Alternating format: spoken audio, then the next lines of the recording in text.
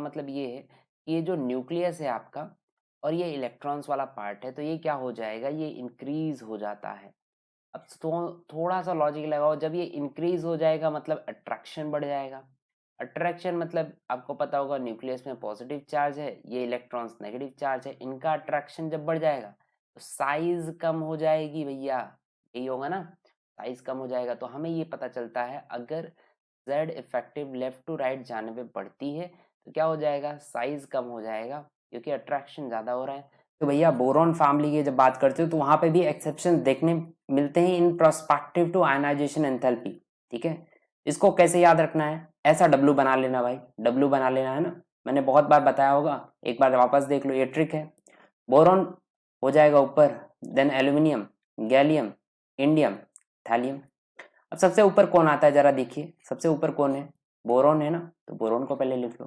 फिर दूसरा कौन आता है, दूसरा कौन आता है, थैलियम आता है। तीसरा कौन है, गैलियम है। फिर एल्यूमिनियम है। और फिर उसके बाद कौन आएगा, इंडियम आएगा। ये अगर कंसेप्ट हो गया तो फर्स्ट आयोनाइजेशन एंथैल्पी ऐसे ही याद रखनी है। Hi everyone, my name is Saket Mishra and आज हम लोग स्टार्ट करने वाले हैं पीरियडिक टेबल के बारे में। पीरियडिक टेबल बहुत इंपॉर्टेंट कंसेप्ट बन जाता है जब हम इनऑर्गेनिक रिलेटेड बात करेंगे तब, है ना। तो इनऑर्गेनिक केमिस्ट्री के कुछ चैप्टर्स हमें स्टार्ट करने हैं, उससे पहले हम सीरीज वाइज चल रहे हैं, मैंने सीक्वेंस बना दिया था, प्लीज उस वीडियो को देख लेना, उसी वीडियो के हिसाब से हम लोग चल रहे हैं। एंड पीरियडिक टेबल आज हमें खत्म करना है। पीरियडिक टेबल में कुछ एक्सेप्शंस होते हैं, ज़्यादा करके डिटेल में आज हम उन एक्सेप्शंस को डिटेल में देखने की ट्राई करेंगे। और भी बहुत सारी चीज़ें होती हैं वो एक एक करके देखने की ट्राई करते हैं। बट एक्सेप्शंस पढ़ने से पहले आपको पीरियडिक टेबल का अच्छे से नॉलेज होना चाहिए और साथ साथ में आपको ट्रेंड्स पता होने चाहिए, जनरल ट्रेंड्स जो होते हैं वो पता रहना चाहिए, है ना। तो डिटेल में मेरा कहना ये होगा कि हम पहले क्या कर लेते हैं, ट्रेंड्स को समझ लेते हैं एंड देन उसके बाद हम क्या करेंगे, एक्सेप्शंस को समझने की ट्राई करेंगे। चलिए स्टार्ट करते हैं। लेफ्ट टू राइट अगर आप जाते हो, लेफ्ट टू राइट अगर आप जाते हो तो क्या क्या चेंजेस देखने मिलते हैं पीरियडिक टेबल में, इसको हम समझ लेते हैं। पहला चेंज तो आपको ये देखने मिलेगा कि जेड इफेक्टिव जो होता है, जेड इफेक्टिव मतलब न्यूक्लियर चार्ज अट्रैक्शन, ठीक है, वो क्या होता है, इंक्रीज हो जाता है। इसका मतलब क्या है, इसका मतलब ये है कि ये जो न्यूक्लियस है आपका और ये इलेक्ट्रॉन्स वाला पार्ट है, तो ये क्या हो जाएगा, ये इंक्रीज हो जाता है। अब थोड़ा सा लॉजिक लगाओ, जब ये इंक्रीज हो जाएगा मतलब अट्रैक्शन बढ़ जाएगा। अट्रैक्शन मतलब आपको पता होगा न्यूक्लियस में पॉजिटिव चार्ज है, ये इलेक्ट्रॉन्स नेगेटिव चार्ज है, इनका अट्रैक्शन जब बढ़ जाएगा तो साइज कम हो जाएगी भैया, यही होगा ना, साइज कम हो जाएगा। तो हमें ये पता चलता है अगर Z effective left to right जाने पे बढ़ती है तो क्या हो जाएगा, साइज कम हो जाएगा क्योंकि अट्रैक्शन ज्यादा हो रहा है। यहाँ पे दो चीजें आपको देखनी है, जेड इफेक्टिव इंक्रीज होता है, साथ साथ में क्या हो जाता है, साइज डिक्रीज हो जाती है। मतलब साइज डिक्रीज हो रही है तो सिंपल सा लॉजिक क्या है, रेडियस भी डिक्रीज हो जाएगा, है ना। तो ये चीजें हमने देख लिया। जब रेडियस डिक्रीज हो जाता है, जस्ट इसको समझिए, ये था हमारा न्यूक्लियस, है ना, और ये आपने बना दिया इलेक्ट्रॉन वाला पार्ट। जब रेडियस डिक्रीज हो चुका है, जब रेडियस डिक्रीज हो चुका है तो इलेक्ट्रॉन रिमूव करने के लिए एनर्जी ज्यादा डालनी पड़ेगी आपको। मतलब आयोनाइजेशन एनर्जी, जिसको हम बोलेंगे क्या, आयोनाइजेशन एंथैल्पी, वो भी इंक्रीज हो जाएगा। क्यों इंक्रीज हो जाएगा, इसको समझिए जरा। क्यों इंक्रीज हो जाएगा, क्योंकि अट्रैक्शन बहुत ज्यादा है। जब इतना ज्यादा अट्रैक्शन है तो आपको एक्स्ट्रा एनर्जीज इनपुट करनी पड़ेंगी and that means ionisation enthalpy भी इंक्रीज हो जाएगी। अब यही सेम चीज हम बात कर लेते हैं, जब आयोनाइजेशन एंथैल्पी इंक्रीज हो गई है तो हम बात कर लेते हैं इलेक्ट्रॉन अफिनिटी की। इलेक्ट्रॉन अफिनिटी मतलब लव फॉर इलेक्ट्रॉन, वो भी इंक्रीज हो जाएगा। क्यों, क्योंकि न्यूक्लियस के पास है, देखिए जस्ट साइज छोटी है, साइज छोटी है, क्यों छोटा था, मैंने बताया था जस्ट अभी, जेड इफेक्टिव इफेक्टिव की वजह से छोटी है साइज, है ना। जब रेडियस छोटा है तो ये जो इलेक्ट्रॉन आप ऐड कर रहे हो, एक्स्ट्रा इलेक्ट्रॉन अगर कोई ऐड कर रहे हो तो वो इजीली ऐड हो जाएगा। रीजन, यहाँ पे पॉजिटिव चार्ज है, ये नेगेटिव चार्ज अट्रैक्ट जल्दी हो जाएगा क्योंकि डिस्टेंस कम है एंड दैट मीन्स हमें ये समझ में आता है लव फॉर इलेक्ट्रॉन, जिसको हम क्या बोलेंगे, इलेक्ट्रॉन एफिनिटी, वो भी इंक्रीज हो जाएगा। तो इतना हमने समझ लिया। एक लास्ट टॉपिक समझ लेते हैं ट्रेंड्स के लिए, है ना। लास्ट क्या रहेगा, हम इलेक्ट्रॉन नेगेटिविटी के लिए देख रहे हैं। इलेक्ट्रॉन नेगेटिविटी क्या होती है, देखिए इलेक्ट्रॉन एफिनिटी क्या होती है, एक इलेक्ट्रॉन को ऐड करना। प्लीज याद रखना, इलेक्ट्रॉन एफिनिटी मतलब एक इलेक्ट्रॉन को ऐड करना, उसका अट्रैक्शन, लव फॉर इलेक्ट्रॉन क्या है, बढ़ रहा है कि नहीं बढ़ रहा है, ये अनपेयर्ड होता है। याद रखना, अनपेयर्ड इलेक्ट्रॉन जब ऐड हो रहा है तो हम क्या बोलते हैं उसको, इलेक्ट्रॉन एफिनिटी। बट अगर ये पैड इलेक्ट्रॉन ऐड होता है, कौन से इलेक्ट्रॉन, पेयर्ड, ठीक है, पेयर्ड इलेक्ट्रॉन अगर ऐड हो रहा है तो वो बताना मुझे अट्रैक्शन ज़्यादा होगा कि कम होगा। अरे भाई ज़्यादा ही होगा ना, न्यूक्लियस के पास है, पहले से साइज छोटी है, तो यस इलेक्ट्रॉन नेगेटिविटी भी क्या हो जाएगी, इंक्रीज हो जाएगी। दैट वाज ऑल अबाउट, जो हमें देखना था क्या, लेफ्ट टू राइट जाने पे क्या होगा। अब चलिए देख लेते हैं हम लोग, टॉप टू बॉटम आते हैं तो क्या क्या चीज़ें आपको देखने मिलती हैं, है ना। टॉप टू बॉटम की बात करोगे, टॉप टू बॉटम की बात करते हैं तो बहुत लोग बोलते हैं ऐसा कि जेड इफेक्टिव वाला जो चार्ज होता है, जेड इफेक्टिव जस्ट अभी हम देख के आए हैं ना, न्यूक्लियर चार्ज, वो इंक्रीज या डिक्रीज होता है। फ्लैटर रूल के थ्रू बताते हैं, बट यस वो टोटली गार्बेज है आपके लिए। नीट एंड जेडबलई में वो सब कंसेप्ट कुछ आता ही नहीं है। टॉप टू बॉटम में सिर्फ एक ही कंसेप्ट जो आपको याद रखना है, that is related to size. बस इतना याद कर लो, चल जाएगा। देखने की ट्राई करते हैं क्या क्या चीज़ें होती हैं, जस्ट स्क्रीन पे ध्यान दीजिएगा आप, है ना। पहले मैं बात करता हूँ साइज की। तो जैसे जैसे नीचे आप आते हो, आप सबको पता होगा, पीरियोडिक टेबल को ध्यान से देखो, टॉप टू बॉटम जब आते हो आप, तो वहाँ पे सब सेल्स बढ़ रहे हैं, सेल्स बढ़ रहे हैं, दिख रहा होगा आपको। यहाँ पे नीचे जब हम आ रहे हैं, क्या हो रहा है, सेल्स बढ़ रहे हैं ना, सेल्स बढ़ रहे हैं। सेल्स बढ़ेगा तो क्या होगा, सेल बढ़ रहा है तो क्या होता है, देखिए जरा, पहले सेल छोटा था, अब सेल बढ़ गया है। सेल बढ़ गया मतलब रियल में क्या हो रहे हैं, इलेक्ट्रॉन्स तो ज़्यादा हो रहे हैं, इसके लिए सेल बढ़ रहा है। साथ साथ में क्या हो सकता है, साइज इंक्रीज हो सकती है। भैया दिख रहा होगा आपको, ये देखिए, है ना। सेल बढ़ने की वजह से क्या हो रहा है, रियल में साइज इंक्रीज। तो ये पहला कंसेप्ट सबका क्लियर हो गया होगा, है ना। सेल बढ़ा तो साइज इंक्रीज। अब साइज इंक्रीज हो चुका है तो क्या इंक्रीज हो जाएगा भाई, रेडियस इंक्रीज हो जाएगा ना। यस, रेडियस भी इंक्रीज हो गया हमारा। ये कंसेप्ट भी सबको समझ में आ चुका होगा। अब सोचो रेडियस भी इंक्रीज हो गया, मतलब ये ऐसी वाली बात हो गई कि पॉजिटिव चार्ज ये न्यूक्लियस है आपका, साइज इतनी होनी चाहिए थी जो अभी जस्ट हम देख के आए, किसमें, लेफ्ट टू राइट में छोटा था, है ना। एग्जैक्टली साइज बढ़ गया है, साइज बढ़ गया। अब साइज बढ़ गया है तो थोड़ा दिमाग लगाओ, साइज बढ़ गया है तो इलेक्ट्रॉन्स आपको इसमें से आयोनाइज करना है। आयोनाइज करना है मतलब रिमूव करना है। यहाँ से इलेक्ट्रॉन अगर रिमूव करना है तो बहुत कम एनर्जी डालनी पड़ेगी। क्यों, क्योंकि अट्रैक्शन बहुत ज़्यादा नहीं है, दिख रहा होगा। पॉजिटिव चार्ज या नेगेटिव चार्ज साइज इतना बड़ा है कि ये अट्रैक्शन पहले से कम हो चुका है। जब अट्रैक्शन कम है तो सिंपल सी बात है, आप थोड़ी सी भी एनर्जी डालोगे तो क्या होगा, इलेक्ट्रॉन निकल जाएगा, आयोनाइज हो जाएगा। मतलब आयोनाइजेशन एंथैल्पी क्या हो जाता है, जरा ध्यान दीजिएगा, आयोनाइजेशन एंथैल्पी क्या हो जाएगा, कम हो जाएगा। ये भी चीज़ हमें समझ में आ गया कि आयोनाइजेशन इजीली आप इलेक्ट्रॉन को रिमूव कर पाओगे। अब बात करते हैं इलेक्ट्रॉन एफिनिटी की। इलेक्ट्रॉन एफिनिटी क्या होती है, लव फॉर इलेक्ट्रॉन।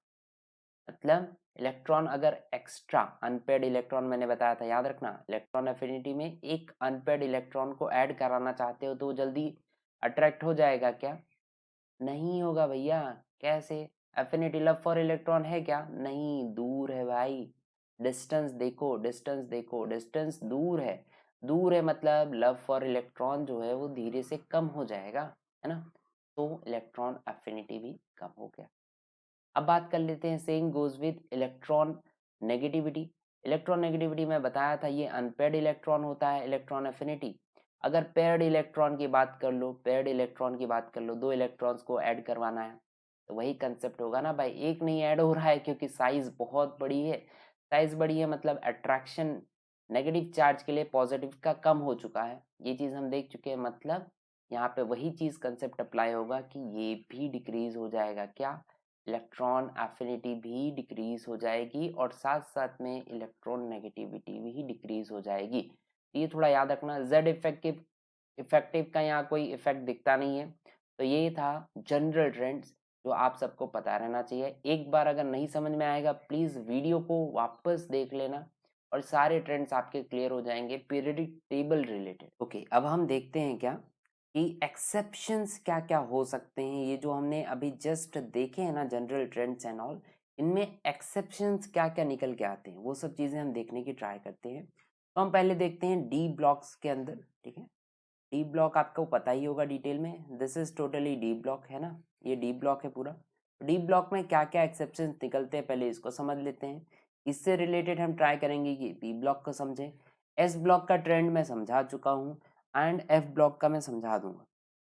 मतलब पीरियडिक टेबल में जितनी भी चीज़ें होती हैं एक्स्ट्रा वो हमें समझ में आ जाएंगे। अगर जनरल ट्रेंड्स आपको पता है ना तो आपका काम आसान हो जाएगा। इलेक्ट्रॉनिक कन्फिग्रेशन ऑफ क्रोमियम जो होता है वो आपको पता रहना चाहिए कि S1D5 होता है ना, S1D5 होता है। अगर मैंगनीज जाओगे तो क्या बन जाएगा, ये S2D5 बनेगा, है ना। आयरन अगर आते हो तो क्या बनता है, S2, है ना, D6 हो जाएगा। कोबाल्ट आओगे ऐसे चेंज होता रहेगा। और कब तक आओगे, जिंक तक। जिंक में पहुंचोगे तो आपको इलेक्ट्रॉनिक कॉन्फ़िगरेशन क्या मिलेगी, S2D10 हो जाएगा। ये इलेक्ट्रॉनिक कॉन्फ़िगरेशन की चीज वजह से बहुत सारी चीज़ें होती हैं, तो ज़रा हम उनको समझने की ट्राई करते हैं। मेजरली कहाँ से चालू होता है ये ज़रा देखिए। हम क्रोमियम को उठाते हैं पहले, हम क्रोमियम को समझते हैं। तो क्रोमियम का मैं बता रहा हूँ, इसका क्या इलेक्ट्रॉनिक कॉन्फ़िगरेशन S1D5 है ना। S1D5 था, S1D5 है, मतलब अगर मैं इलेक्ट्रॉन्स की बात करता हूँ तो यहाँ पे S में एक इलेक्ट्रॉन आपने फिल कर दिया, D में 5 इलेक्ट्रॉन फिल कर दीजिए, ये क्या हो गया, S1D5। इजी है, जहाँ तक मैं समझाने की ट्राई कर रहा हूँ आपको समझ में आएगा, है ना, इजी है। अब यहाँ पे सारे इलेक्ट्रॉन, जितने भी इलेक्ट्रॉन्स हैं वो क्या है, अनपेयर्ड हैं, अनपेयर्ड हैं। ये सब चीज़ें सही लग रही हैं। पर जब मैं बात करता हूँ मैंगनीज की, मैंगनीज ध्यान दीजिएगा, यहाँ पे किसकी बात चल रही है अब, मैंगनीज की।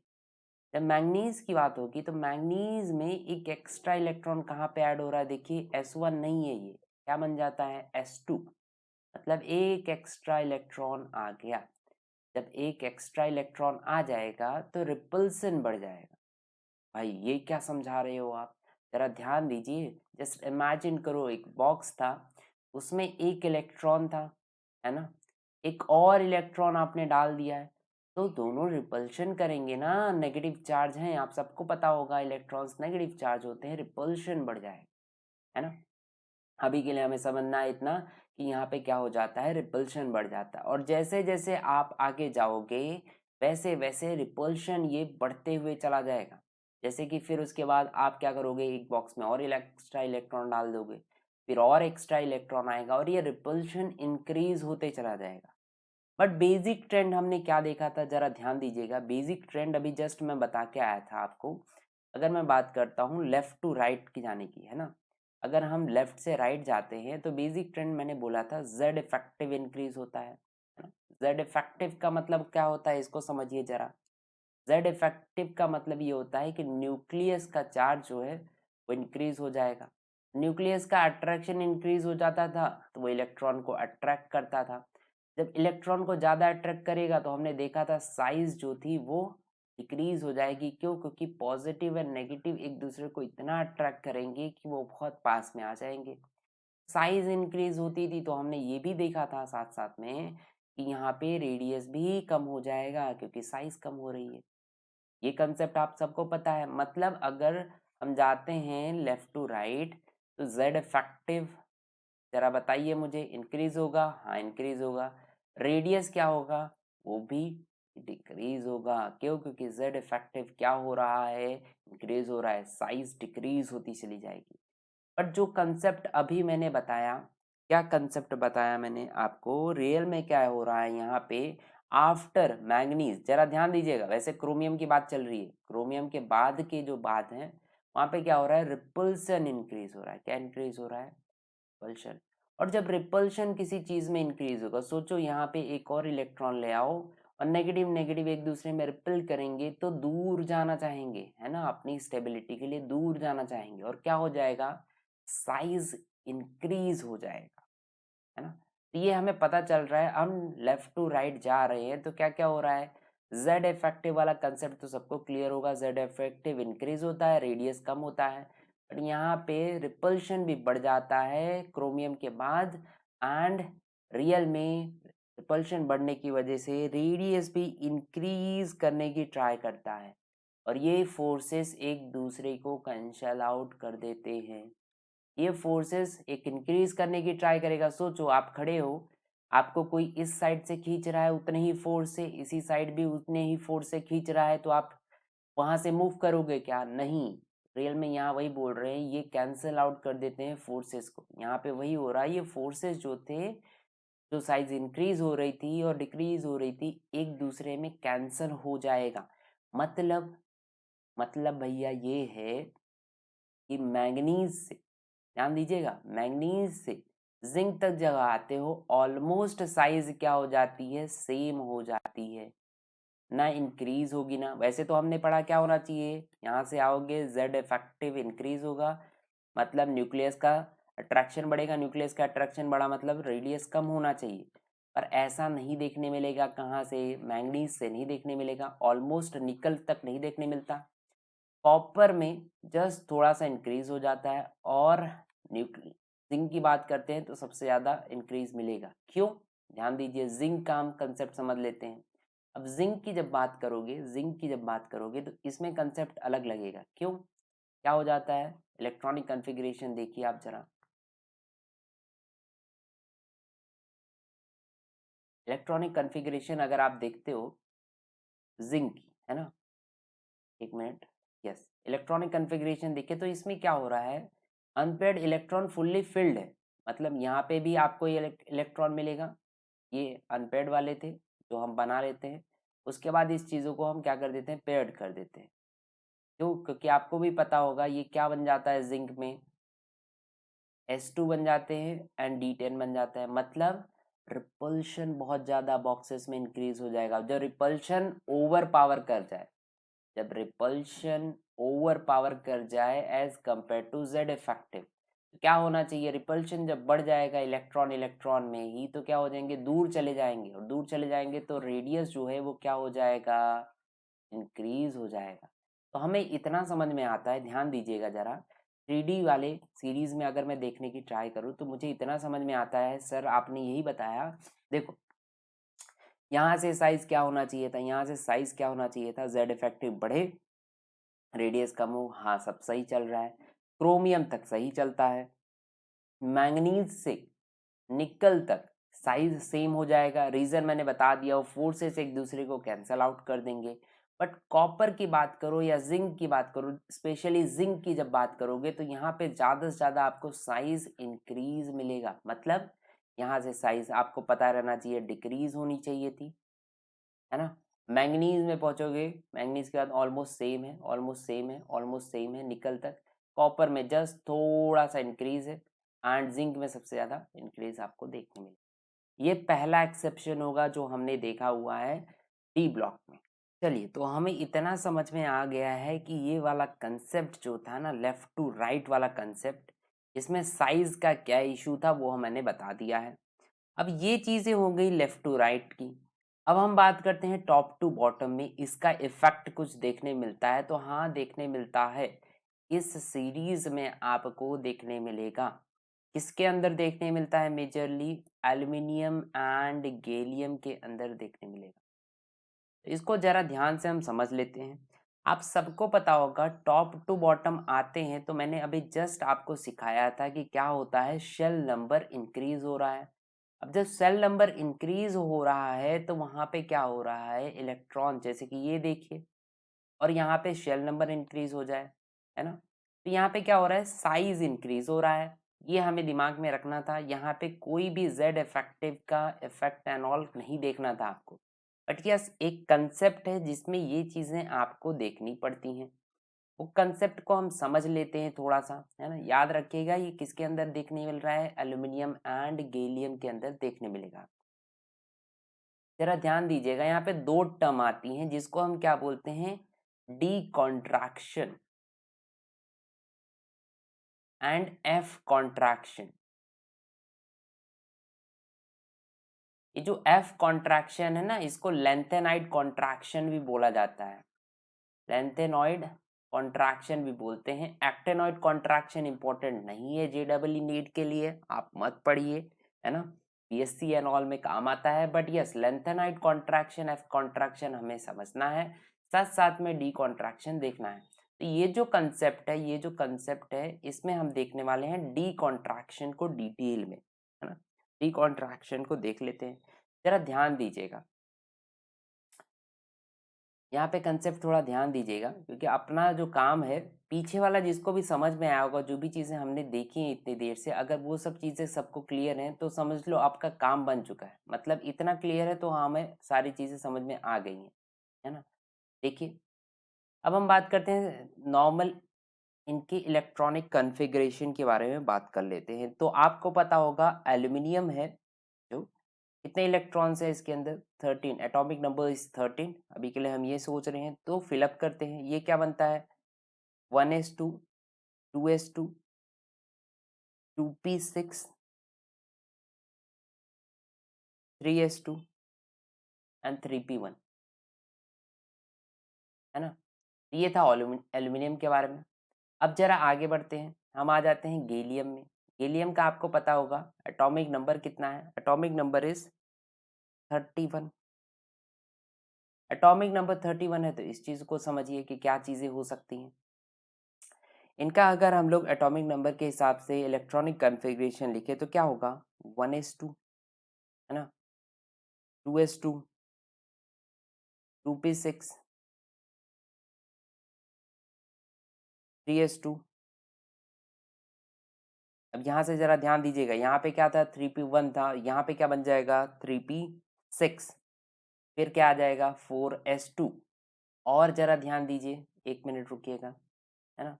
और ज़रा ध्यान देना, लास्ट में ये क्या आ जाएगा, लास्ट में इलेक्ट्रॉन्स कितने आते हैं, 3d10 होगा इसके बाद, एंड 4p1, है ना।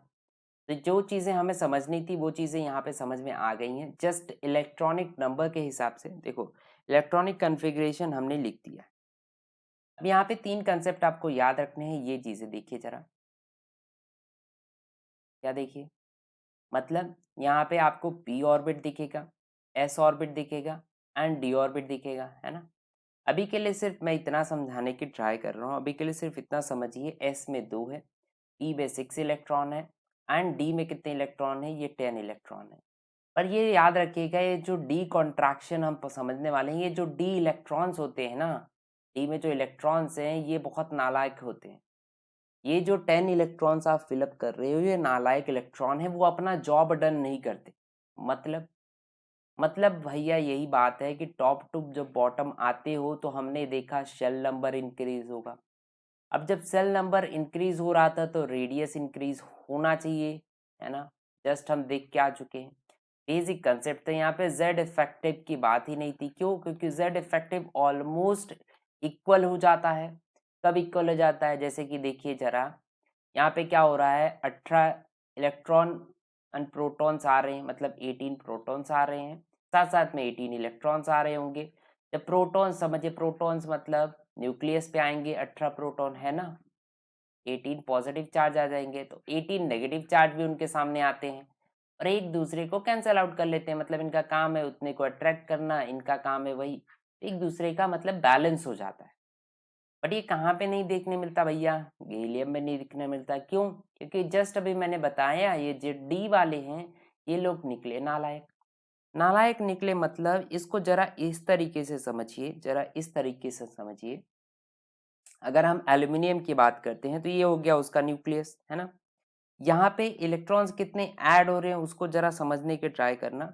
यहाँ पे इलेक्ट्रॉन्स कुछ ऐड हुए, बाहर का इलेक्ट्रॉन कौन सा है इसको समझिए, जैसे यहाँ पे होगा 3p1, इनका काम क्या है, शील्ड करना काम है, शील्डिंग इफेक्ट शो करना। शील्डिंग इफेक्ट मतलब पॉजिटिव चार्ज और ये जो इलेक्ट्रॉन्स है इनका काम क्या है कि हम लोग एक शील्ड बना लें, एक शील्ड बना लें, मतलब हमारे अंदर ही अट्रैक्शन होना चाहिए। हम एक शील्ड बना लेते हैं कि ये जो है ना बाहर वाला कौन सा 3p1 वाला वो अंदर ना जा पाए, वो अट्रैक्ट ना हो पाए, और इसीलिए साइज जो है आप सबको पता चलता होगा मेंटेन था, सारी चीजें मेंटेन चल रही थी। बट उल्टा कब हो जाता है, उल्टा कब होता है, जब गैलियम में आते हो, गैलियम में कितने इलेक्ट्रॉन्स प्रोटॉन्स ऐड हुए भैया, 18 प्रोटॉन ऐड हो गए। मतलब यही कंसेप्ट है, पॉजिटिव यहाँ पे भी है, यहाँ पे भी शील्डिंग के लिए कुछ इलेक्ट्रॉन्स थे, सारी चीजें हो रही हैं। यहाँ पे किसको शील्ड कर रहे हैं ये लोग, 4p को अंदर नहीं आने दे रहे हैं।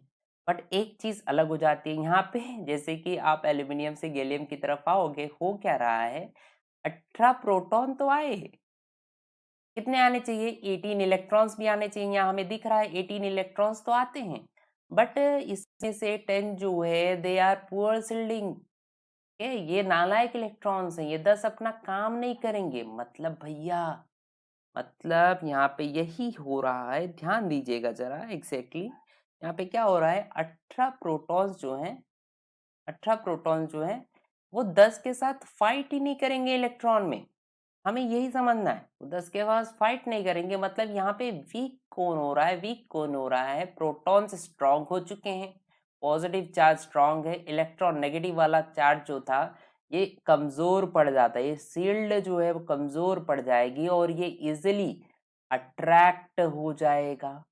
मतलब 4p वाला जो है वो अंदर आ जाएगा। और जब ऐसा कहीं हो गया, अगर ऐसा कहीं होगा तो रेडियस जो है आप सबको समझ में आता होगा क्या हो जाएगा, कम हो जाएगा, साइज जो है वो क्या हो जाएगा, कम हो जाएगा। तो यही एक कंसेप्ट है, यहाँ पे ही एक कंसेप्ट है, जरा ध्यान दीजिएगा, यहीं पे ही एक कंसेप्ट आपको देखने मिलता है जो सिर्फ कहाँ पे होता है, एल्यूमिनियम एंड गैलियम में ही होता है। ठीक है, ये जरा ध्यान दीजिए, एलियम एल्यूमिनियम एंड गैलियम में ही ये कंसेप्ट आपको देखने मिलेगा कि, ये जरा ध्यान दीजिए, एल्यूमिनियम एंड गैलियम में ये कंसेप्ट देखने मिलता है। होता क्या है, एल्यूमिनियम की साइज जो है वो बड़ी हो जाती है एज कंपेयर टू गैलियम। मतलब सर आप अगर आगे हम जाएंगे तो क्या ये जो हम बात कर रहे हैं डी कॉन्ट्रैक्शन जिसको बोल रहे हैं शील्डिंग इफेक्ट, ये देखने मिलेगा क्या, हाँ देखने मिलता है, बट साइज ऑलमोस्ट सेम रहती है। मतलब फॉस्फोरस एंड ऑल की, क्लोरीन ब्रोमीन की, इन सब की साइज सेम रह जाएगी, समझिए इस तरह, है ना, साइज सेम रह जा रही है। पर चेंजेस किस में हो रहे हैं भैया, चेंजेस हो रहे हैं सिर्फ एल्यूमिनियम गैलियम में। मतलब सर सब में मैं बोल रहा हूँ साइज सेम है, मतलब रियल में क्या होना चाहिए, एल्यूमिनियम एंड गैलियम में भी साइज सेम होना चाहिए इसकी वजह से, पर ऐसा नहीं होता। यहाँ स्ट्रॉन्ग कौन बन जाता है, एल्यूमिनियम बन जाता है, और ये सीरीज चेंज हो जाती है, उल्टी हो जाती है सीरीज। मतलब सर मतलब यही है भैया, जरा ध्यान दीजिएगा, मतलब मैं यही समझाने की ट्राई कर रहा हूँ। अगर आप नीचे आते हो, अगर आप सीरीज की बात करो तो टॉप टू बॉटम वाला जो कंसेप्ट हमने देखा था, टॉप टू बॉटम आओगे तो क्या होता है, साइज होनी चाहिए क्या, इंक्रीज, मतलब सबका ऐसा होना चाहिए था साइन, है ना, जरा समझ में आता होगा। बट ऐसा नहीं है, ऐसा नहीं है, एल्यूमिनियम में उल्टा हो जाता है। उल्टा क्यों हो जाता है वो चीज़ें मैं समझा चुका हूँ, आप इस चीज़ों को याद कर लेना, एक बार देख लेना शील्डिंग इफेक्ट एंड ऑल के बारे में। मैंने वैसे सोचा था कि ये चीज़ कंसेप्ट में मैं नहीं बताऊंगा आपको, मैं डायरेक्टली बोल दूंगा कि यहाँ पे एक एक्सेप्शन देखने मिलता है, एल्यूमिनियम की साइज कम होती है एज कम्पेयर टू, एल्यूमिनियम की साइज ज़्यादा होती है, मोर होती है as compare to gallium. Reason is d contraction, मुझे सिर्फ इतना बोलना था, बट यस मैंने सब बता तो दिया है, आप कंफ्यूजन में मत रहना। मैं ये वीडियो के थ्रू कंफ्यूजन क्रिएट नहीं करना चाहता हूँ, क्योंकि ये आप सबको पता होगा क्रैश कोर्स है, क्रैश कोर्स में मैं उतने डिटेल में चीज़ें नहीं बता सकता हूँ। आप चाहते हो कि सर इसके ऊपर अलग से हमारे लिए वीडियो बना दो, श्योरली मैं बना दूंगा। बट यस, आपको पता है आप किसके लिए प्रिपेयर कर रहे हो, नीट एंड जेडबलई के लिए, जो ऑब्जेक्टिव एग्जाम है। ऑब्जेक्टिव एग्जाम में कंसेप्ट नहीं चलेगा, बट आप सिर्फ अपना याद रखो, डी कॉन्ट्रैक्शन की वजह से एल्यूमिनियम की साइज बढ़ जाती है गैलियम में, बस आपको कोई थियरी वहां लिखनी नहीं है।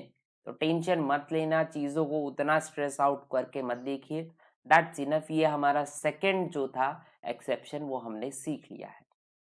चलिए एटॉमिक साइज के बारे में हम देख लेते हैं। एटॉमिक साइज में अगर मैं पीरियड्स की बात करता हूँ, पीरियड्स मतलब मैं यहाँ पे बोल रहा हूँ कि लेफ्ट टू राइट जाने पे क्या होगा, है ना।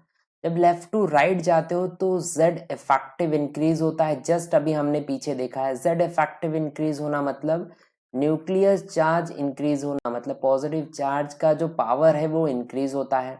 अगर इसका पावर इंक्रीज होगा तो नेगेटिव चार्ज को अपनी तरफ ज्यादा खींचेगा, इतना समझ में आता है। मतलब अट्रैक्शन बढ़ जाएगा, और जब अट्रैक्शन बढ़ जाएगा तो साइज, सिंपल सा लॉजिक है, क्या हो जाएगा, कम हो जाएगा, है ना। तो ये थोड़ा आपको याद रखना है, लेफ्ट टू राइट जाने पे ये देखने मिलता है। लेफ्ट टू राइट जाओगे जेड इफेक्टिव बढ़ता रहेगा। अगर यही ग्रुप की मैं बात करता हूँ, तो ग्रुप की बात कर रहे हो तो ग्रुप मतलब ये है, that is top to bottom की बात चल रही है। टॉप टू बॉटम आते हो तो क्या देखने मिलता है, टॉप टू बॉटम आओगे तो सेल नंबर इंक्रीज होता है। सेल नंबर मतलब यहाँ पे एक सेल था, यहाँ पे 2-3 सेल दिखेंगे, तो एग्जैक्टली हमें ये पता चल रहा है सेल नंबर इंक्रीज हुआ। जब सेल नंबर इंक्रीज होगा तो क्या इंक्रीज हो जाता है, साइज इंक्रीज हो जाती है। ये क्या है, जनरल ट्रेंड्स है एटॉमिक साइज रिलेटेड, इतना सबको समझ में आता होगा।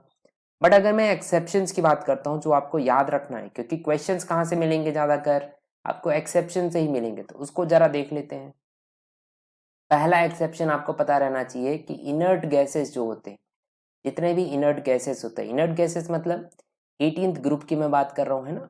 18th ग्रुप में इनर्ट गैसेस जो होते हैं उनका हाईएस्ट रेडियाई होता है रिस्पेक्टिव पीरियड में। मतलब लेफ्ट टू राइट जब जाओगे, इसको ही हम पीरियड बोलते हैं, अभी जस्ट हम देख के आए ना, लेफ्ट टू राइट जाओगे तो हम पीरियड बोलते हैं। उसमें इनर्ट गैसेस जो होते हैं उनका हमेशा क्या होता है, सबसे ज्यादा रेडियाई होता है। रीजन भी यही है, रीजन यही है कि उनका सबसे ज्यादा साइज होगा। फुल्ली फिल्ड है, फुल्ली फिल्ड है, इलेक्ट्रॉन्स जो है एक दूसरे में रिपेल करते हैं, और वो इतना रिपेल करते हैं कि साइज जो होती है वो सबसे ज्यादा हो जाती है। तो आई थिंक ये समझ में आया होगा सबको। अब कुछ क्वेश्चंस देख लेते हैं इसके ऊपर ही, है ना। जैसे कि हाइड्रोजन एंड हीलियम में से पूछा जाए कि सबसे ज्यादा एटॉमिक साइज किसकी है, तो आप किसकी बोलोगे, दैट इज हीलियम की। Reason, reason is inert gas है वो। अगर ये बात करते हैं नॉर्मल सीरीज, आपको पता होगा lithium, beryllium, boron, carbon, nitrogen, oxygen, fluorine, है ना। इसके बाद कौन आना चाहिए, नियोन आना चाहिए था, पर नियोन सबसे ज्यादा रहेगा उसका रेडियाई, क्यों, रीजन क्या है, रीजन इज इनर्ट गैस। ऐसे ही मैं बात करता हूँ, आपको पता है ना लेफ्ट टू राइट में सबसे ज्यादा स्टार्टिंग वालों का ही होगा, क्योंकि इस साइड जाओगे तो जेड इफेक्टिव बढ़ता है, राइट साइड जाओगे जेड इफेक्टिव बढ़ेगा। ऐसे ही हम बात करते हैं सोडियम, मैग्नीशियम, एल्यूमिनियम की, silicon, phosphorus, sulphur and chlorine. इसके बाद क्या आना चाहिए था, आर्गन आना चाहिए था, बट आर्गन की साइज ना सबसे ज्यादा हो जाएगी भैया, कम नहीं होगी। द रीजन इनर्ट गैस है। तो आई थिंक ये पहला कंसेप्ट जो है एक्सेप्शन समझ में आया होगा। दूसरा एक्सेप्शन कहाँ पे देखने मिलता है आपको, 3D सीरीज में। 3D सीरीज ये होती है, देखिए स्कैंडियम वाली जो सीरीज है दैट इज 3D सीरीज, ठीक है। तो इसकी जब बात करते हो तो इसमें एक्सेप्शंस देखने मिलते हैं, जो स्टार्टिंग ऑफ द वीडियो मैंने बहुत डिटेल से आपको समझाने की ट्राई किया था। स्कैंडियम की साइज आई थिंक पता होगा, लेफ्ट टू राइट जाओगे तो क्या होगा, जेड इफेक्टिव इंक्रीज होगा, और उसकी वजह से साइज क्या थी, डिक्रीज हो जाती थी। तो सबसे ज्यादा साइज किसकी होगी, स्कैंडियम, फिर टाइटेनियम की होगी, फिर वैनेडियम की होगी, फिर क्रोमियम की होगी, फिर मैंगनीज की होगी, आयरन की होगी। पर यहाँ से चीजें चेंज हो जाती हैं, मैंने बोला होगा ऑलमोस्ट सिमिलर हो जाती है। रीजन, रीजन इसका हमने देखा था, रीजन एक ही था, रीजन एक ही था। रीजन ये क्या था कि यहाँ पे क्या होता है, जो सेल्स थे उसमें इलेक्ट्रॉन्स आ जाते हैं, मैंने बोला होगा ना, इलेक्ट्रॉन्स फुलफिल होने लगते हैं। और जब इलेक्ट्रॉन्स फिल्ड हो जाएंगे तो इसकी वजह से इन दोनों की, क्योंकि इलेक्ट्रॉन्स एक बॉक्स में समझो 2 इलेक्ट्रॉन आते हैं तो रियल में नेगेटिव चार्ज है, रिपल्शन करेंगे। जब रिपल्शन करते हैं ना तो उसकी वजह से ये जो है साइज इंक्रीज हो जाती है। रियल में क्या होना चाहिए था, डिक्रीज होनी चाहिए थी क्रोमियम की, है ना, निकल के भी कम होनी चाहिए थी, पर ऑलमोस्ट सेम हो जाता है आयरन जितनी। रीजंस यही है। फिर धीरे धीरे कॉपर का सबसे ज्यादा हो जाएगा, जिंक का सबसे ज्यादा, जिंक का सबसे ज्यादा आपको साइज क्यों देखने मिलेगा, रीजन यही है जो मैं स्टार्टिंग ऑफ द वीडियो आपको डिटेल में समझा दिया था। आगे देखते हुए चलते हैं। आगे जब देखोगे तो आपको ये समझ में आएगा कि अगर मैं बात करता हूँ radius of aluminium and gallium की, तो ये भी हमने स्टार्टिंग ऑफ द वीडियो देखा था। क्या हो रहा था, यहाँ पे पुअर शील्डिंग हो रही थी, poor screening of D electrons हो जाते हैं। डी इलेक्ट्रॉन्स जो थे वो पुअर शील्डिंग इफेक्ट शो करते हैं, जिसकी वजह से मैंने बोला था ना नालायक इलेक्ट्रॉन्स होते हैं। तो क्या होता था, यहाँ पे गैलियम की साइज जो होती है वो कम रहती है as compare to aluminium, aluminium की साइज बढ़ जाती है। तो ये थोड़ा अपने दिमाग में रख लीजिएगा, है ना। एंड अगर मैं बात करता हूँ radius of 4D series and 5D series, 4D series मतलब ये 3D सीरीज था स्कैंडियम वाला जो हमने देखा, 3D सीरीज है। 4D सीरीज ये है ना। एंड उसके नीचे आपको मिलेगा दैट इज लेंथिनम वाला सीरीज, वो 5D सीरीज है। तो एग्जैक्टली अभी एक के लिए सिर्फ इतना याद रखो, अभी के लिए सिर्फ इतना याद रखिए कि यहाँ पे क्या हो रहा है, 4f इलेक्ट्रॉन्स की वजह से ये एक इफेक्ट होता है जिसको बोलते हैं लैंथेनाइट कॉन्ट्रैक्शन, जिसकी वजह से ऑलमोस्ट इनकी साइज क्या हो जाती है, सेम हो जाती है। और ये 5f में देखने मिलेगा तो इसको क्या बोलोगे भैया, एक्टेनॉइड कॉन्ट्रैक्शन बोलते हैं, ठीक है। तो आई थिंक इतना क्लियर हुआ होगा सबको। अब इनसे रिलेटेड कुछ क्वेश्चंस कर लेते हैं। अगर ये क्वेश्चंस आपको समझ में आ गए तो समझो आपका काम बन गया। क्यों? क्योंकि क्वेश्चंस ही इंपॉर्टेंट है। क्वेश्चंस आ गया मतलब आपने जो एटॉमिक साइज था उससे रिलेटेड कोई भी क्वेश्चन सॉल्व कर पाओगे। कुछ क्वेश्चन देख लेते हैं। पहले तो देखते हैं लिथियम, पोटेशियम एंड सोडियम। तो लिथियम आई थिंक पता होगा यहाँ पे है, सोडियम ये रहा, पोटेशियम ये रहा। आपको पता होगा टॉप टू बॉटम जाओगे सेल नंबर इंक्रीज होगा, अभी जस्ट हमने देखा हो साइज इंक्रीज होगा, इसलिए सबसे ज्यादा किसकी साइज होगी, पोटेशियम की होगी, देन सोडियम होगा एंड देन उसके बाद लिथियम होगा। ये हमें क्लियर है, सबको समझ में आता है, बेसिक कंसेप्ट है ना। ये चीज अगर मैं सेकंड क्वेश्चन की बात करता हूँ, सेकंड क्वेश्चन ध्यान से देखिए क्या है, वेनेडियम है, आयरन है, मैंगनीज है ना। यहाँ पे है आपका वेनेडियम, ये रहा आपका आयरन और ये रहा आपका मैंगनीज, ठीक है। आप सबको पता होगा लेफ्ट टू राइट जाते हो, लेफ्ट टू राइट जाते हो तो क्या होता है, जेड इफेक्टिव इंक्रीज होता है, साइज डिक्रीज हो जाता है। तो सबसे ज्यादा साइज किसकी होगी, वेनेडियम की होगी, फिर मैंगनीज की होगी, फिर आयरन की होगी। अगर इसके बाद की बात करते तो हमने देखा था ना, याद होगा, आयरन कोबाल्ट एंड निकल ऑलमोस्ट सेम होता है, एक्सेप्शन जरा याद करो। एक्सेप्शन याद आ गया मतलब काम बन गया आपका, इतना थोड़ा याद रखना है ना। फिर बात करते हैं थोड़ा सा हम लोग नियॉन की, बोरॉन की एंड बेरिलियम की। नियॉन जो है वो क्या है, आप सबको पता होगा, ये नियॉन जो है वो क्या है, इनर्ट है। तो इनर्ट है तो सबसे ज्यादा साइज है, अभी जस्ट मैं बता दिया था। लेफ्ट टू राइट जाओगे तो बोरॉन ये रहा, बेरिलियम ये रहा, किसकी सबसे ज्यादा साइज होगी, बेरिलियम की होगी, क्योंकि जेड इफेक्टिव बढ़ता है, अभी जस्ट देख रहे हैं ना, तो बोरॉन की साइज कम हो जाएगी, है ना।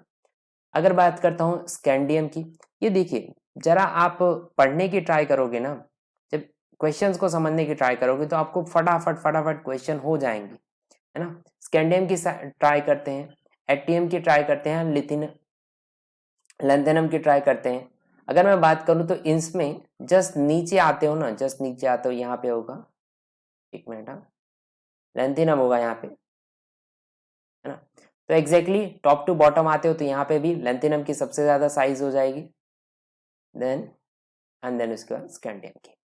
ये बेसिक है, बट चेंज कहाँ पे होता है जरा ध्यान देना, चेंज कहाँ पे होता है भाई, क्योंकि मैंने अभी एक चीज समझाया था आपको, है ना, 4D series and 5D series वाला एक्सेप्शन समझाया होगा, जरा ध्यान दीजिएगा। यहाँ पे मैं यही बताने की ट्राई कर रहा हूँ होता क्या है, जरा यहाँ देख लेते हैं, 3D series, 4D series and 5D series, है ना। तो होता क्या है जरा ध्यान दीजिएगा, होता क्या है, एक चीज होती है, क्या, मैंने इन दोनों का एक्सेप्शन आपको समझाया था अभी जस्ट, है ना। होता क्या है कि यहाँ तक सेम रहेंगे, क्यों, क्योंकि जरा साइज देखिए, आप नंबर देखिए, इसका नंबर लेंथेनम का होता है, आप जस्ट देखिए एटॉमिक नंबर समझ में आएगा आपको, दैट इज 57, है ना। और उसके बाद हॉफमियम का कितना चालू हो जाता है, ध्यान से देखिए 72। तो हमें ये समझ में आता है कि एफ कॉन्ट्रैक्शन को जो है वो यहाँ पे देखें, लेंथेनम कॉन्ट्रैक्शन कहाँ से देखने मिलता है, यहाँ से कॉन्ट्रैक्शन देखने मिलेगा। और अगर इनकी बात करते हो जिरकोनियम एंड हॉफमियम, तो इन दोनों की साइज ऑलमोस्ट सेम हो जाएगी। और यही चीज आपको टेंटेलम में भी देखने मिलेगा, नोबियम में भी देखने मिलेगा, ठीक है। तो ये थोड़ा याद रखना, यहाँ पे वही चीज अगर नेक्स्ट क्वेश्चन देखो समझ में आएगा। ये रहा titanium, zirconium and hafnium, titanium, zirconium, hafnium, किसकी सबसे ज्यादा साइज है, टाइटेनियम की। हॉफमियम की देखिए ऑलमोस्ट सेम होगा, जिरकोनियम का ऑलमोस्ट सेम होगा, एंड देन उसके बाद सबसे छोटा आएगा टाइटेनियम। तो जस्ट ये याद रखना, इजी है, करोगे तो आपको समझ में आ जाएगा। एल्यूमिनियम, बोरॉन, गैलियम और इंडियम, इशू क्या था मैंने बताया था, इशू किस चीज में है, एल्यूमिनियम में है एंड गैलियम में है, ठीक है। तो ये दोनों याद रखना है आपको, गैलियम की साइज और एल्यूमिनियम की साइज ऑलमोस्ट सेम हो जाती है। इंडियम नीचे आते हो साइज बढ़ती है, सेल नंबर बढ़ता है, तो इंडियम का सबसे ज्यादा होगा, बोरॉन का कम हो जाएगा। आई थिंक इतना क्लियर हुआ है, तो समझो एटॉमिक साइज रिलेटेड क्वेश्चंस आपके बन जाएंगे। कहीं बात कर लेते हैं आयोनिक रेडियाई के बारे में। आयोनिक रेडियस जो होता है मतलब रेडियस वही साइज वाली ही बात है, बट यहाँ पे हम क्या कर रहे हैं, आयंस बना देते हैं किसी चीज का। तो इसमें देखते हैं लेफ्ट टू राइट जब जाओगे ना, लेफ्ट टू राइट जाओगे तो क्या होता है, आइसो इलेक्ट्रिक स्पीसीज आपको देखने मिलेंगी, इससे रिलेटेड ही क्वेश्चंस पूछा जाएगा। अब होता क्या है, फॉर्मूला याद रखना है, साइज कम हो जाएगा जैसे जैसे एटॉमिक नंबर बढ़ेगा। ये कैसा कंसेप्ट दे सकते हो आप, जेड इफेक्टिव वाला। जेड इफेक्टिव अगर बढ़ता है तो क्या हो जाता है, साइज जो होती है वो कम हो जाती है लेफ्ट टू राइट जाने पे। वही लॉजिक यहाँ पे भी लगा सकते हो, है ना। एक कुछ क्वेश्चंस कर लेते हैं, आपको समझ में आएगा। ये मोस्ट इंपॉर्टेंट क्वेश्चंस हैं, ये पूछे जाते हैं इसलिए बता रहा हूँ। आइसो इलेक्ट्रिक वाला आपको याद रखना है, that is left to right जाओगे तो आइसो इलेक्ट्रिक स्पेसिस आपको देखने मिलेंगे। जरा ध्यान दीजिएगा, अगर मैं बात करता हूँ नाइट्रोजन -3 की, ऑक्सीजन -2 की, 10 इलेक्ट्रॉन्स वाले हैं, है ना। 10 इलेक्ट्रॉन सब में काउंट करोगे 10 इलेक्ट्रॉन आपको मिलेंगे। Chlorine minus and sodium plus, Mg+2, aluminium +3। जब ये है तो सब में क्या है, इलेक्ट्रॉन सेम है, पर साइज क्या है, साइज आपको पता रहना चाहिए। साइज लेफ्ट टू राइट जा रहे हो तो क्या हो रहा है, एटॉमिक नंबर इंक्रीज हो रहा है। एटॉमिक नंबर इंक्रीज हो रहा है तो साइज जो है वो क्या हो जाएगा, कम हो जाएगा। तो यहाँ पे सिर्फ अपने को यही याद रखना है, अपने को सिर्फ यही याद रखना है कि साइज अगर size is inversely proportional to atomic number, अगर ये याद हो गया तो आपका काम बन जाता है। एक और क्वेश्चन देख लेते हैं, देखिए E-3, sulphur -2, chlorine, potassium and यहाँ कैल्शियम +2 लिया है, ठीक है। अब ये देखने की ट्राई करोगे तो आपको ये समझ में आ जाता है कि यहाँ पे सबसे ज्यादा साइज किसकी होगी, E-3 की होती है, ठीक है। तो ये थोड़ा देख लेना है एक बार, कंसेप्ट इजी है, लगा सकते हो, है ना।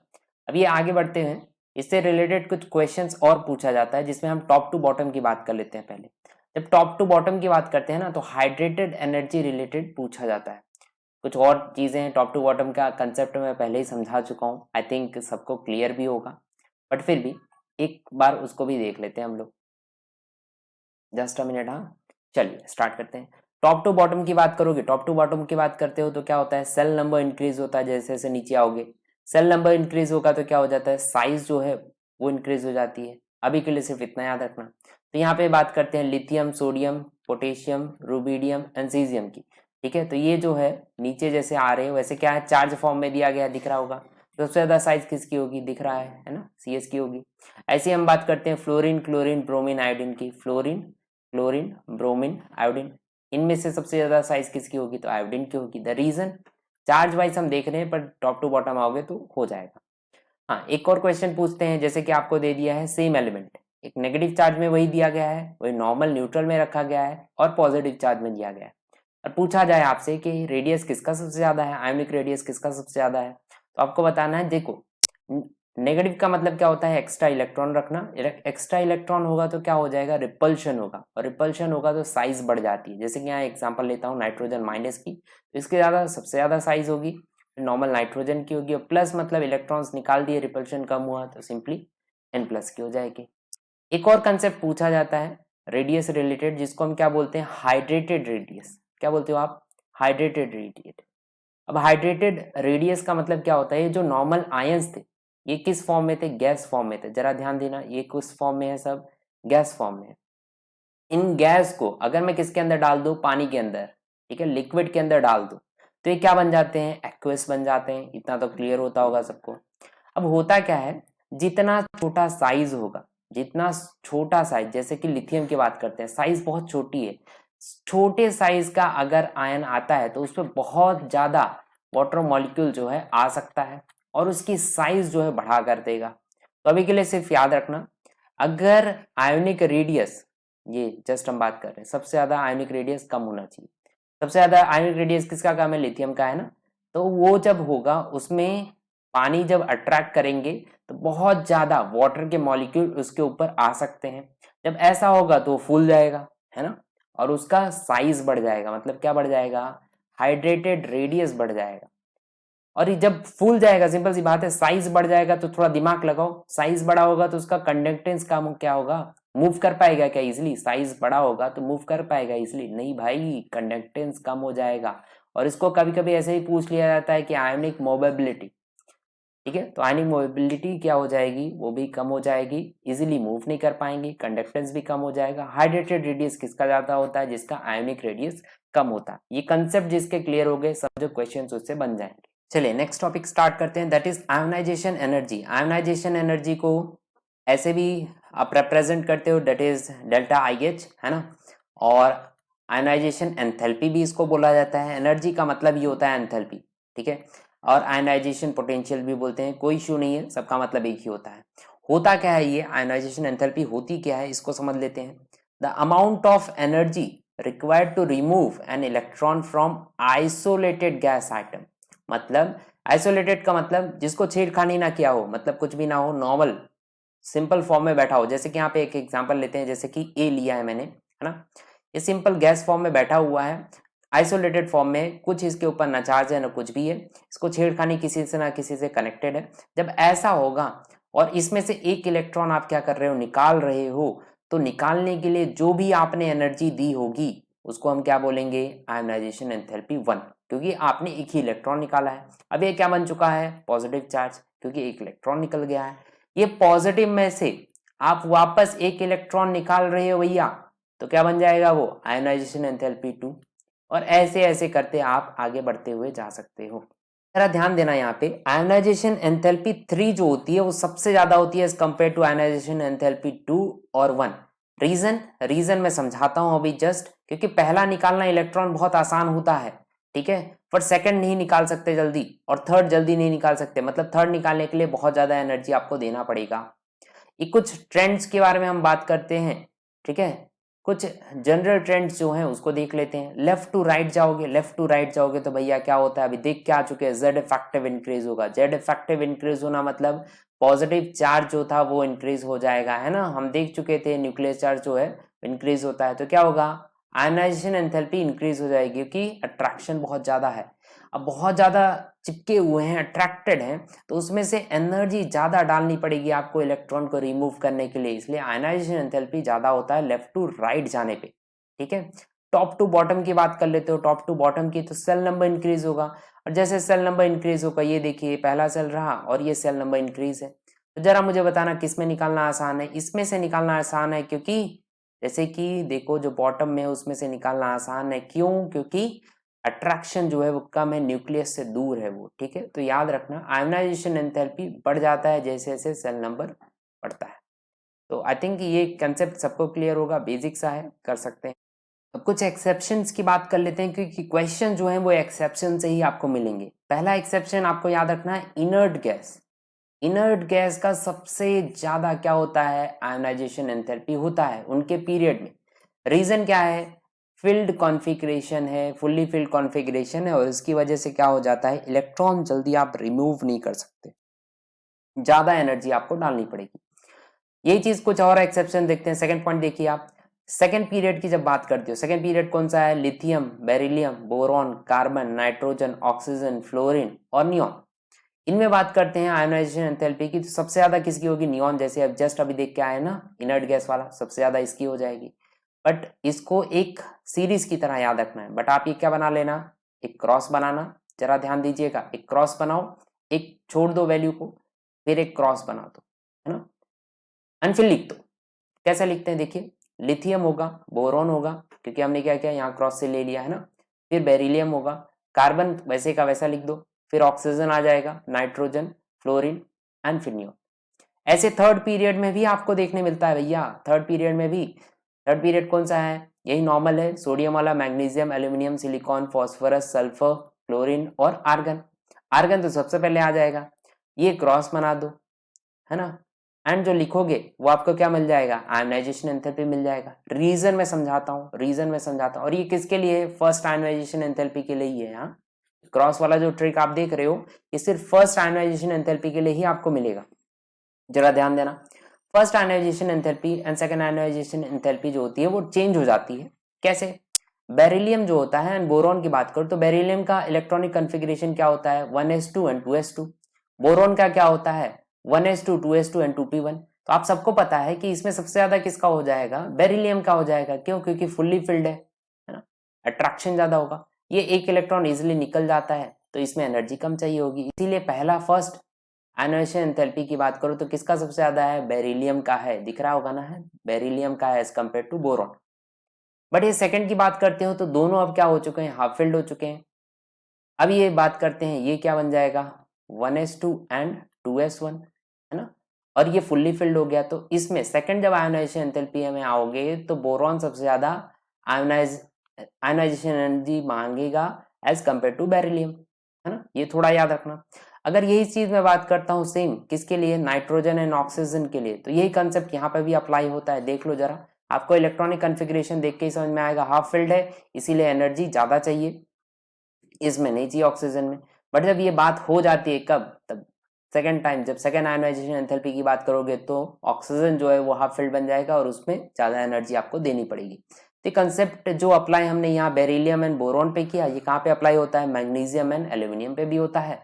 और जो हमने नाइट्रोजन एंड ऑक्सीजन पे अप्लाई किया, ये कहाँ पे अप्लाई होता है, सल्फर एंड फॉस्फोरस पे भी होता है। तो ये थोड़ा एक बार देख लेना, अगर इतना कंसेप्ट क्लियर है तो समझो आपका काम ऑलमोस्ट हो चुका है, मतलब आपको कंसेप्ट बहुत अच्छे से समझ में आ रहा है, एक्सेप्शंस वाले क्वेश्चंस आप इजीली उठा के कर पाओगे। बोरॉन फैमिली की जब बात करते हो भैया, बोरॉन फैमिली की जब बात करते हो तो वहां पे भी एक्सेप्शन देखने मिलते हैं इन प्रोस्पेक्टिव टू आयनाइजेशन एंथैल्पी, ठीक है।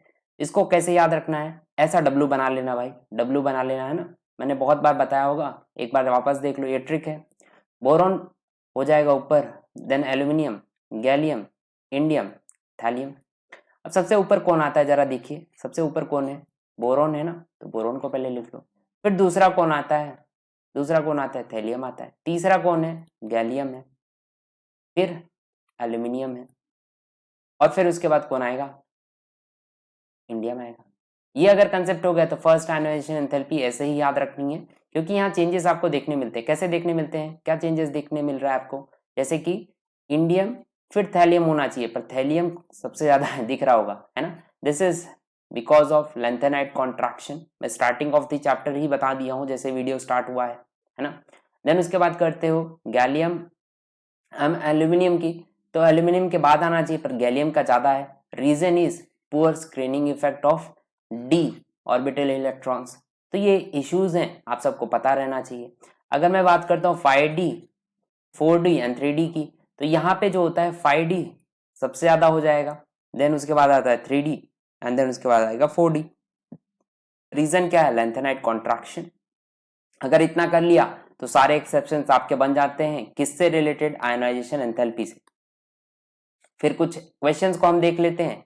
क्वेश्चंस अगर हो जा रहे हैं, बन पा रहे हैं, तो मतलब समझो आपके कंसेप्ट क्लियर हो गए हैं। चलिए क्वेश्चंस को देख लेते हैं। क्वेश्चन जो है वो इंपॉर्टेंट है, मेरे प्रोस्पेक्टिव से मैं बोल रहा हूँ, ये इंपॉर्टेंट मिल जाएंगे, ध्यान दीजिएगा जरा।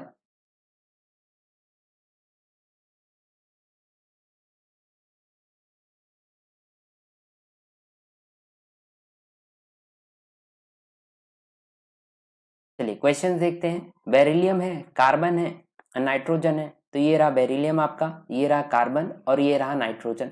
किसका होगा, जस्ट आपको सिर्फ इतना पता होना चाहिए कि जेड इफेक्टिव बढ़ता है, जेड इफेक्टिव बढ़ेगा तो साइज कम हो जाएगा, साइज कम हो जाएगा तो ज्यादा एनर्जी देनी पड़ेगी, तो नाइट्रोजन का सबसे ज्यादा होगा, कार्बन का होगा, बेरिलियम का होगा। बेसिक ट्रेंड वाला जो कंसेप्ट है वो हमने कर लिया है। उसके बाद है oxygen, nitrogen and neon. Neon सबसे ज्यादा हो जाएगा, क्यों, reason, reason is inert gas. और ऑक्सीजन नाइट्रोजन की बात करोगे तो नाइट्रोजन ज्यादा होता है एज कम्पेयर टू ऑक्सीजन, है ना। ये जस्ट हम देख के आ चुके हैं, आगे बढ़ सकते हैं। हाँ चलिए, अब बात करते हो फॉस्फोरस, सल्फर एंड आर्गन की। इन तीनों के अंदर अगर बात करते हो तो आर्गन का सबसे ज्यादा हो जाएगा, reason, reason is inert gas है। उसके बाद फॉस्फोरस एंड सल्फर की बात करते हो तो फॉस्फोरस ले लो एंड सल्फर ले लो। किसकी सबसे ज्यादा होगी जरा भैया बताना, फॉस्फोरस की होगी एंड देन उसके बाद सल्फर की होगी, है ना। ये कंसेप्ट थोड़ा याद रखना। आगे बढ़ सकते हैं, आगे बढ़ते हैं, टाइटेनियम, जर्कोनियम और हॉफमैन की बात करते हैं।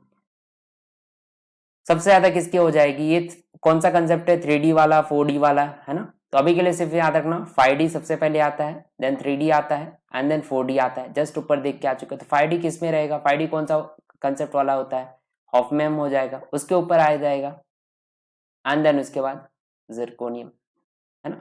तो कंसेप्ट थोड़ा याद रखो, हो जाएगा। मैग्नीशियम की बात करते हैं, ये बेसिक सा कंसेप्ट आप कर लोगे, आई थिंक मुझे इतना तो भरोसा आप कर लोगे। सबसे क्वेश्चन ज्यादा पूछा जाता है वो कौन सा है, बोरॉन फैमिली वाला। तो बोरॉन फैमिली वाला अभी जस्ट मैं समझाया था एल्यूमिनियम एंड गैलियम में, वो क्रॉस वाला थोड़ा सा याद कर लेना, है ना। तो गैलियम का सबसे ज्यादा होगा as compare to aluminium and then thallium. तो ये क्वेश्चंस अगर बन पा रहे हैं, क्वेश्चंस हो पा रहे हैं, तो समझो आपका काम बन चुका है, आपको समझ में आ चुका है। चलिए अब हम बात कर लेते हैं इलेक्ट्रॉन गेन एंथैल्पी के बारे में, है ना। इलेक्ट्रॉन गेन एंथैल्पी होता क्या है पहले वो देख लेते हैं। The amount of energy required to release by gain of an electron. अगर इलेक्ट्रॉन कोई एक्सेप्ट कर रहा है, हम आयनाइजेशन में देख रहे थे क्या, इलेक्ट्रॉन निकालना था, बट यहाँ पे कोई इलेक्ट्रॉन एक्सेप्ट करा रहे हो आप और उसमें एनर्जी गेन हो, है ना, या एनर्जी रिलीज हो, उसी को हम क्या बोलते हैं, इलेक्ट्रॉन गेन एंथैल्पी। एग्जाम्पल के थ्रू देखने की ट्राई करते हैं। समझिए सिंपल सा एटम था, आयनाइजेशन, ये गैस फॉर्म में था, हमने क्या किया हुआ है, यहाँ पे इलेक्ट्रॉन्स को ऐड कराया इसके अंदर। इलेक्ट्रॉन्स जब ऐड हुए तो ये नेगेटिव तो बन गया। अब लॉजिक हमें यही समझ में आता है कि क्या हो सकता है, ये इलेक्ट्रॉन गेन एंथैल्पी जो हो सकते हैं यहाँ पे पॉजिटिव हो सकता है, नेगेटिव भी हो सकता है। पॉजिटिव मतलब आपने एनर्जी दी होगी, नेगेटिव मतलब एनर्जी निकली होगी, है ना।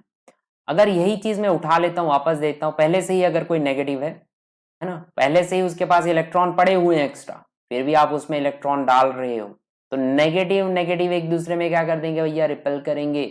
और जब रिपेल करते हैं तो याद रखना है, जब एक दूसरे में रिपेल कर रहे हो तो एनर्जी निकलेगी, है ना। अभी के लिए सिर्फ इतना याद रखो, जब रिपेल कर रहे हैं तो एनर्जी आपको देनी पड़ेगी, जबरदस्ती देनी पड़ेगी, है ना, क्योंकि वो एक्सेप्ट करने के लिए रेडी नहीं है। तो ये थोड़ा याद रखना। जैसे ऐसे नेगेटिव, जैसे कि मैं -3 ले लेता हूँ एंड इसमें एक इलेक्ट्रॉन ऐड करना है, तो आपको ये समझ में आता होगा कि इसमें ज्यादा एनर्जी देनी पड़ेगी as compare to normal electrons add करने से। क्यों? क्योंकि इलेक्ट्रॉन्स जो है एक दूसरे में रिपेल करेंगे। ये कंसेप्ट थोड़ा क्लियर रखना अपने दिमाग में।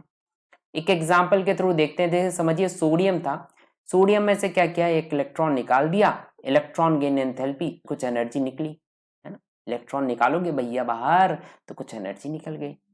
यहाँ पे कुछ इलेक्ट्रॉन ऐड कर रहे हो, पॉजिटिव था तो ये तो एक्सेप्ट करेगा, तो हाँ एनर्जी क्या हुआ, इसने ले लिया। तो ये कभी कभी क्वेश्चन पूछ लेते हैं न्यूमेरिकल वाइज, आपको पूछा जाएगा ये तो आयनाइजेशन एंथैल्पी था, इलेक्ट्रॉन गेन एंथैल्पी कभी कभी पूछते हैं। ये रिएक्शन में 5 करते हैं, 5 जूल की बात करते हैं, 5 जूल एनर्जी निकली हुई है, तो इलेक्ट्रॉन एक्सेप्ट करेगा तो कितनी एनर्जी लेगा, तो वही उसको ही माइनस कर दो, 5 हो जाएगा, -5 हो जाएगा, है ना। तो ये थोड़ा याद रखना।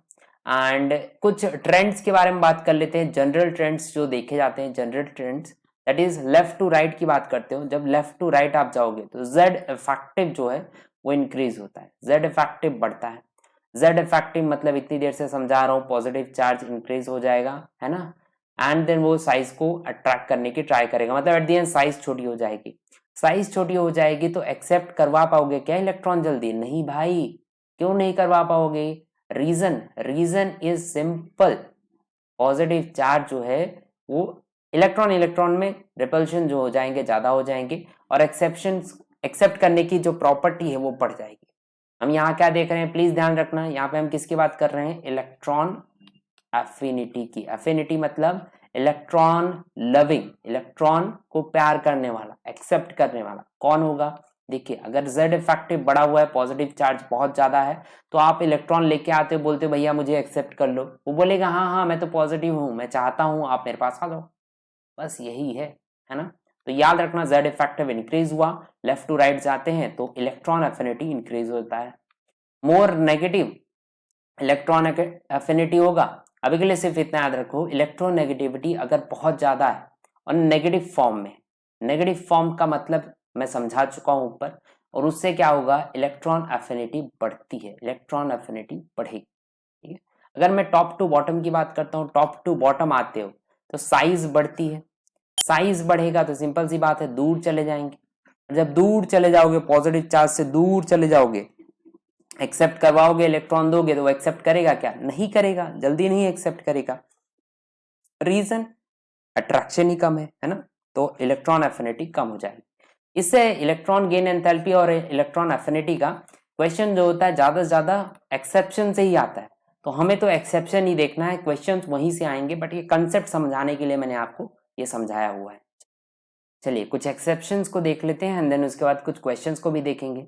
सेकेंड पीरियड की जब बात करते हो, सेकेंड पीरियड कौन सा? बेरिलियम वाला, ठीक है। Beryllium, neon, nitrogen, boron, lithium, carbon, oxygen, fluorine, ये है, ये सीरीज है, आपको याद रखना पड़ेगा। एक्सेप्शन ये किसके लिए मैं बता रहा हूँ, इलेक्ट्रॉन एफिनिटी के लिए बता रहा हूँ, ठीक है, इलेक्ट्रॉन गेन एंथैल्पी के लिए बता रहा हूँ। थोड़ा जरा याद रखना किसका सबसे ज्यादा होगा, फ्लोरीन का होगा सेकंड पीरियड में, और सबसे कम किसका होगा, बेरिलियम का होगा। ये सीरीज कैसे याद रखना है, याद कैसे रखोगे, बेटा ने ना बोलकर लड़की को फंसाया, ठीक है, सिंपल है, याद कर लेना इस तरीके को।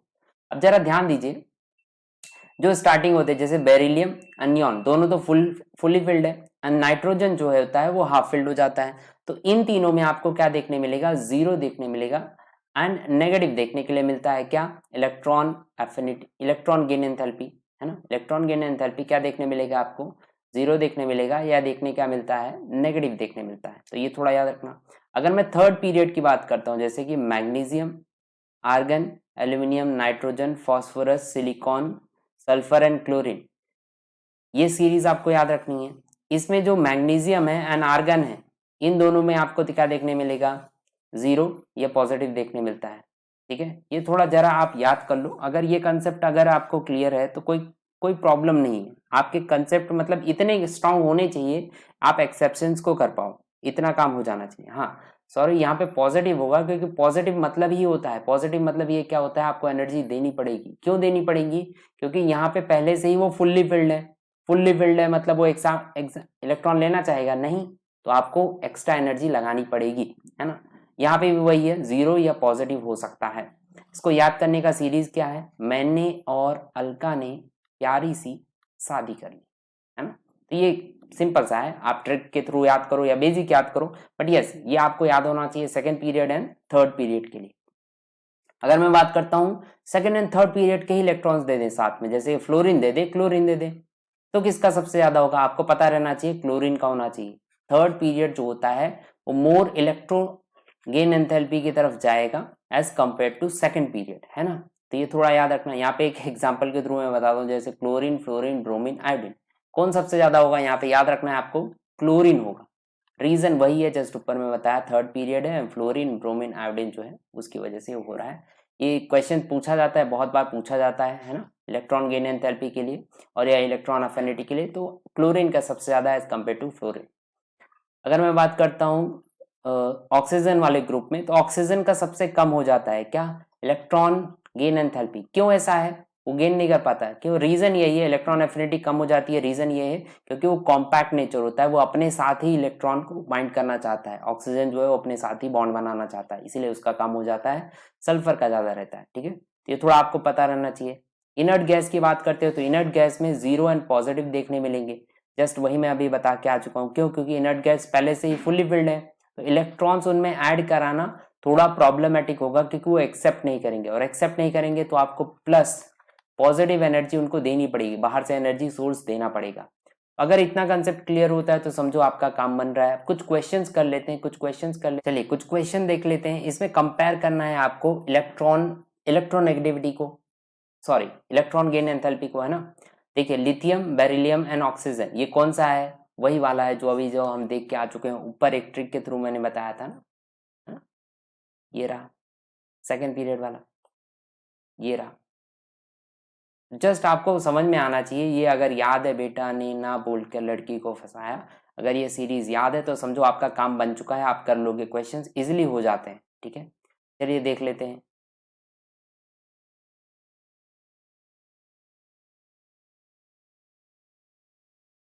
यस, तो यहाँ पे क्या हो जाएगा, बेटा लड़की को फंसाया, ठीक है। यही सेम चीज बात करते हैं एन, आर्गन एंड सिलिकॉन, तो सबसे ज्यादा किसका होगा, आर्गन का होगा, रीजन इनर्ट है ना। सोडियम और इनकी बात करते हो तो सोडियम का सबसे ज्यादा होगा। अगर मैं बात करता हूँ SeO और S की, तो मैं बता चुका हूँ सबसे कम किसका होता है, ऑक्सीजन का होता है, उसको लगा देना। जस्ट ये एक्सेप्शन दिख रहे होंगे, एक्सेप्शन रिलेटेड क्वेश्चन पूछा जा रहा है। फ्लोरीन, क्लोरीन, ब्रोमीन की बात करो, सबसे ज्यादा किसका हो जाएगा, क्लोरीन का हो जाएगा, जस्ट अभी देख के आ चुके थे हम लोग। कार्बन एंड सिलिकॉन की बात करते हो तो यहाँ पे कौन सा हो जाता है, वो 3D वाला हो जाता है ना, तो सिलिकॉन आ जाएगा, उसके बाद उसके ज्यादा होगा as compare to carbon. Nitrogen, boron और फ्लोरीन की बात करते हो तो नाइट्रोजन, फ्लोरीन सबसे ज्यादा हो जाएगा as compare to then boron and then nitrogen. Basic है, जैसे कि अभी जस्ट हमने कंसेप्ट देखे हुए हैं, अगर वो सारे कंसेप्ट आपको समझ में आते हैं तो क्वेश्चंस इजीली कर पाओगे। और एक्स्ट्रा और क्वेश्चंस आपको करने हैं देन आप टेलीग्राम पे हमें ज्वाइन कर सकते हो। टेलीग्राम पे भी बहुत सारे क्वेश्चंस मैं पहले से अपलोड कर चुका हूँ, वहां से आप सॉल्व कर सकते हो।